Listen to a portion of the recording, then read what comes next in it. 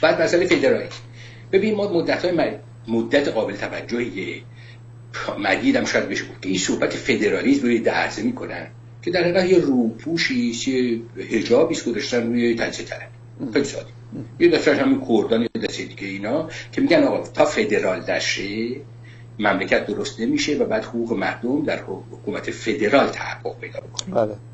که متاسفانه یه دم تکرار میکنن. اضافه خیلی سریع بگم یه سری هم که برصد سرشون به این نوع محافظه‌کارا بنده و دنبال این طرح میرن صحبت فدرالیسم هم میکنن. یکی از شاخص‌های اینه که کی دنبال طرح نوع محافظه‌کاراست. بله. شاهزاده هم که ملاحظه کردی چند سال از این حرفا میزنه و گرفتار تنش شدید شده با طرفداران. بله. به خصوص که در تضاد کامل با گفتار پدر بود. حال کار ندارم. اونا به جا. صحبت فدرالیسم میکنن. مثلا این که وقتی کشور فدرال رو شما نگاه میکنید کشورهایی بودن از نظر تاریخ که اجزای مختلفی در کنار هم بودن، بعد اونا گفتن با هم زندگی کنیم برای اینکه تقویت بشیم، برای اینکه یه موجودیت سیاسی پیدا بکنیم، برای اینکه بعضیمون محکم بشه در برابر همسایگان، فرضاً در سوئیس یا مثلا اینا ما میایم با هم دیگه دولت درست میکنیم. یک قراردادی گذاشتن، یک چیز فدرالی درست کردن. اولا این فدرالی نقطه شروع بوده. شما تاریخ هر به اصطلاح ملت فدرال به دولت فدرال نگاه بکنید، در طول زمان اختیارات دولت مرکزی رفته بالا. اولش امریکا، هر جایی که نگاه بکن. و دلیلم این نبودی که حالا بگید مثلا در امریکا که قوم فارس ندارن که بندلا. این نبودی که قوم اونجا گرفته نشسته آمده تصمیم از گرده همه کشیده. نه، به خاطر اینکه وحدت بهتر از کثرت به طور کلی بخوام عرض بکنم. بله. و نکته دیگر این که شما یه سری امکانات، یه سری اختیارات و دولت مرکزیتون داشته باشه و اینکه مملکت بهتر اداره بشه. نه فقط برای که نفر بشین اونجا باد به قبقب بندازه که من خیلی صاحب اختیارم. خیر، برای که مملکت بهتر اداره بکنید دولت فدرال باید در مسائل دخالت بکنه. بله. هر چیزی نمیتونه بذاره به اختیار به اصطلاح واحدهای تشکیل دهنده کل. خب اینا این فدرالیسم رو آوردن و یه جوری هم عرضه میکنن که انگار معنی آزادی بیشتر داره. درسته که نه، نقطه شروعه که بعد برسه به وحدت و هر جا بوده به طرف وحدت رفته. شما اونو مثلا در امریکا صحبت می‌کردیم. یکی از میراث‌های فدرالیسم امریکا که تغییر نکرده سیستم رأی‌گیریش برای ریاست جمهور که هر کسی ایالت ببری امتیاز برد. بله. تعداد آرا در کل مملکت شمرده نمیشه.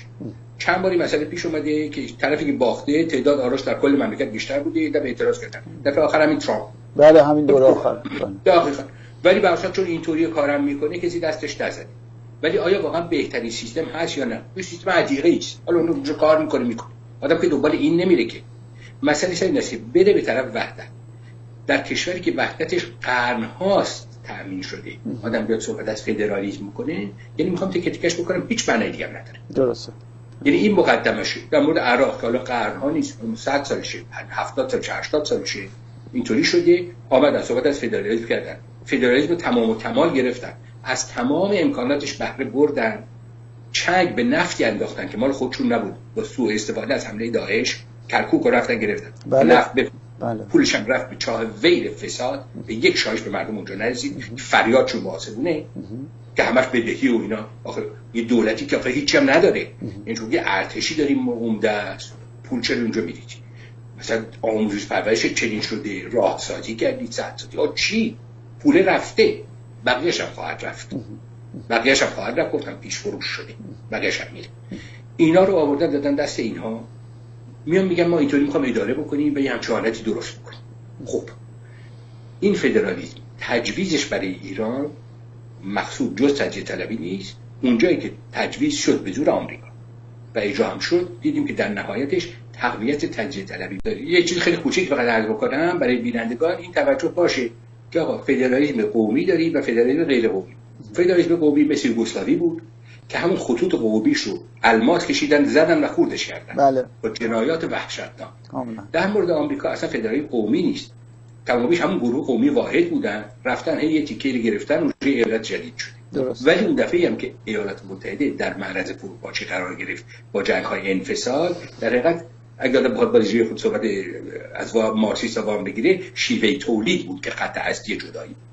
و این رو هم اضافه بکنیم. این رو الزاماً همه توجه ندارن، چون اینه که آقا جنگ‌های انفصال به این دلیل واقع شد که دولت فدرال نمیخواست ایالات جنوبی منفصل بشن. درسته دعوا سر چیز بود، دعوا سر بردهداری، ولی به خاطر مخالفت با بردهدار بودن اونها نبود. اولی کار وقتی که نگفتن اینطوریه، لینکلن اومد گفت آقا جان، یعنی دولت فدرال برده هاتون نگه داری بمونید. گفتن نه. چرا؟ به خاطر که دیدن ایالات متحده داره هی بزرگ میشه و ایالت جدیدی که میاد بردهدار نیست، در اقلیت میفتیم بیچاره میشیم. بله. رفت. و تا نیمه جنگ هم بردهداری لغو نشد در آمریکا، در ایالات متحده. در نیمه جنگ دیگه کار به جای رسید که آقا این شده و جنگم به اینجا رسید و برادر کوچی هم هست و به هر صورت چیز هستش هم بردهداریه، بردهداری هم لغو. ولی معمولا این تصویر به خصوص از طریق داستان‌های خود امریکایی‌ها تعریف می‌کنن یا فیلم و سینما و اینا، اینطوری از میشه که انگار اصلا دعوا از اصل به خاطر آزاد کردن نه، دعوا اصلا وحدت ملی بود. بزرگترین جنگی که ایالات متحده در طول تاریخش بیشترین کشته‌ای که در یک جنگ داده هنوز که هنوزه، بعد از جنگ اول و جنگ دوم که در 2 جبهه جنگید، جنگ‌های انفصالی، بیشترین تعداد کشته با جمعیت 1860 نه 1940. بله. سرسام آور. ولی برای حفظ وحدت ملی.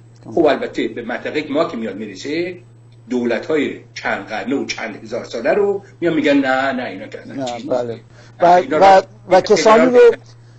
و کسانی رو پیدا میکنن جناب کامران عزیز که به قلم فارسی، به زبان فارسی، روشنفکرانی که میان مقاله میدن بابت، خیلی عذر میخوام، چکی که دریافت کردن که مشکل ایران بزرگ بودن آن است.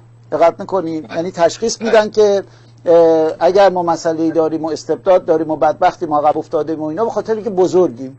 حالا امریکا برای بزرگ نگه داشتن خودش اگر چند 10 سال میجنگه و چند 100 هزار نفر کشته میدن که بتونن این بزرگی خودشون رو حفظ بکنن، اون ایرادی نداره. ولی نوبت به ما که میرسه، مشکلمون این هستش که بزرگیم. حالا باز همین که میفرمایید استقلال، وقتی صحبت استقلال ممالک موجود و بزرگ میشه، آقا این حرفا گذشته، در دنیا هیچ کس مستقل نیست، تمام شد رفت. تا این چیزای کوچولو در حد شهر و شهرک و دهستان و اینا میشه که اصلا این خنده است. یا نه استقلال بسیار ارزشمنده، بعد نشون داد.